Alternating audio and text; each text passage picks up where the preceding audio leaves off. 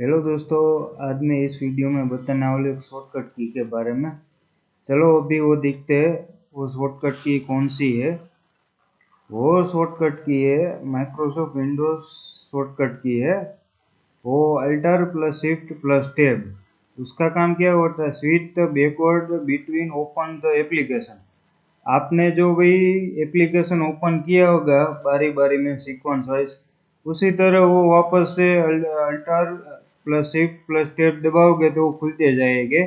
Sequence में काम करता है। आपने जो भी पहले एप्लीकेशन ओपन किया होगा वो आ जाएगी पहले, वो वापस करोगे तो वो दूसरी आ जाएगी, वापस करोगे तो वो तीसरी आ जाएगी। आपने जो भी सीक्वेंस में वो एप्लीकेशन ओपन की होगी ऐसी तरह आती रहेगी। चलो अभी मैं दिखाता हूँ वो कैसे कैसे वर्क करता है।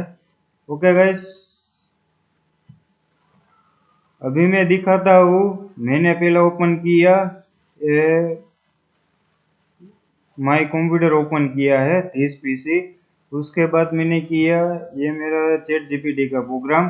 उसके बाद मैं करता हूँ ये वर्ड वाली फाइल।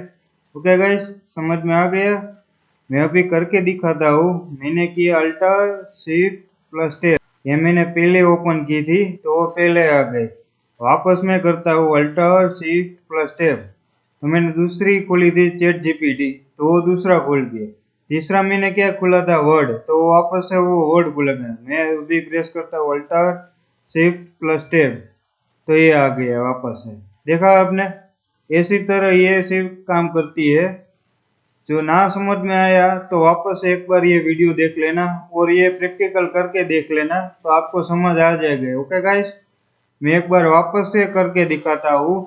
मैंने पहला ओपन किया था this PC, alter shift plus tab, आ गया वो।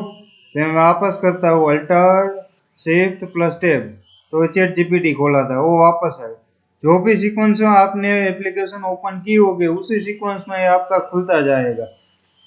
अल्टर शिफ्ट प्लस टैब दबाओगे। ओके गाइस, समझ में आ गया ना ये कैसे वर्क करता है?